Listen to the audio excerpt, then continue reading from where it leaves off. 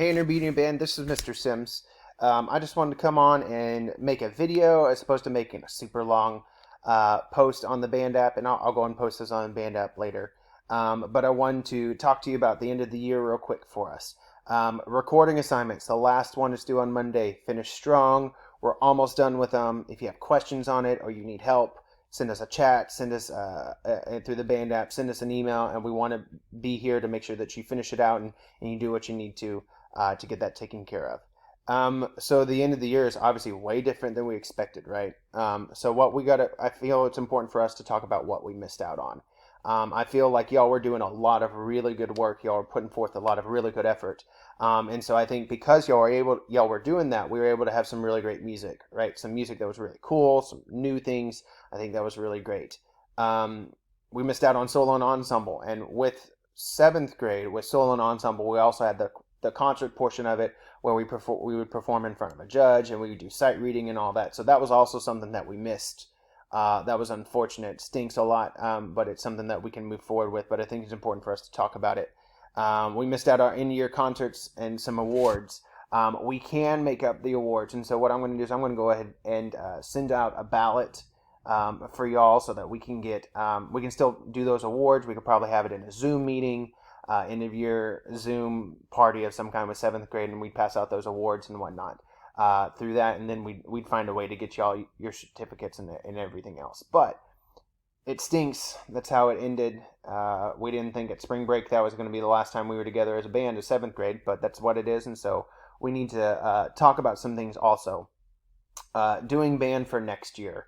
I talked about this in our Zoom meeting yesterday, but I want to go and post this for the kids who weren't in that Zoom meeting. Usually, kids doing band and continuing usually fall in three camps.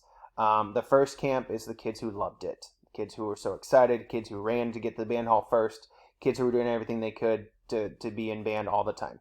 So y'all, that group, y'all have an easy choice. Y'all will probably decide to do band for next year.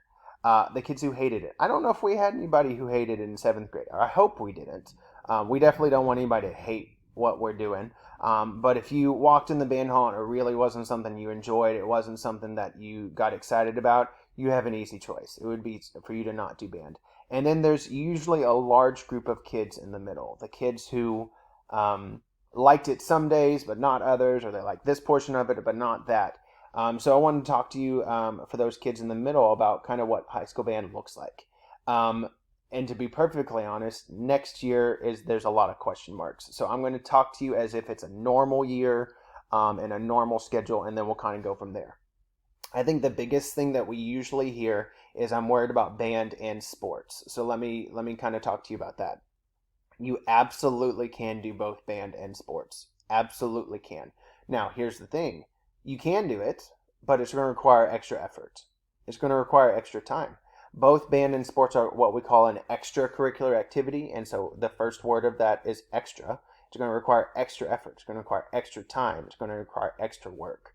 It is something that can be done if you look at our high school band and every single sport that's offered in high school: cross country, football, cheerleading, basketball, uh, baseball, softball, tennis, golf, track. What am I missing? I know I'm missing something. I'm leaving something out. UIL, academics, one act play, all of those things. I'm sure I'm missing something.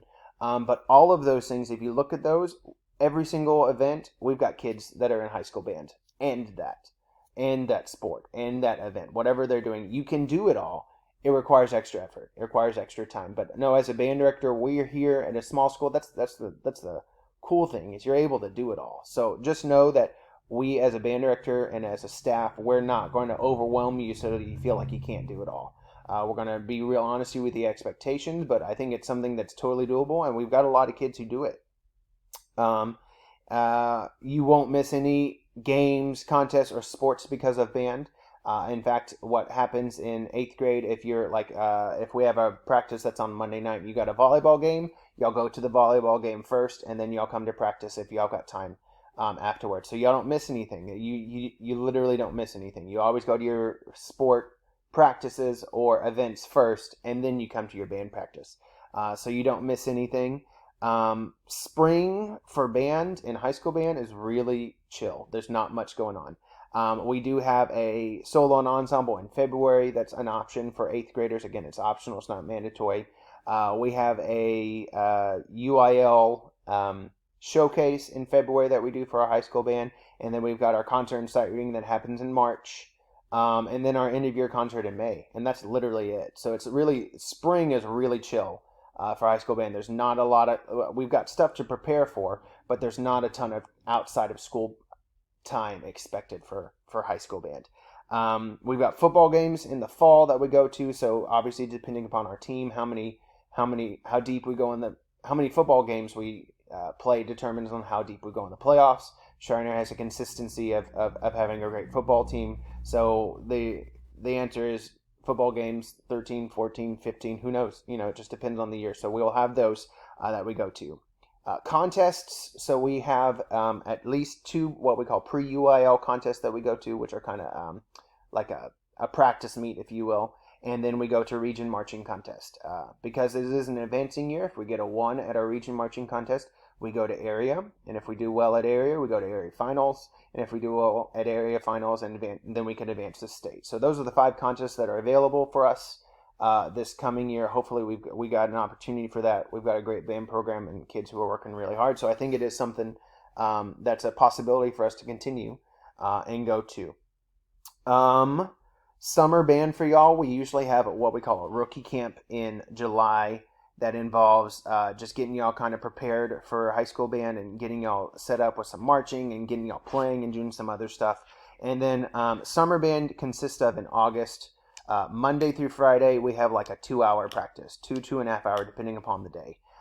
So again, normally I would be attaching a summer band calendar with this video or sending it out to y'all, but there's so many questions, so many things up in the air that I don't want to put a schedule out and then completely change it. So when we get more answers, we'll obviously have a summer band schedule and kind of go from there.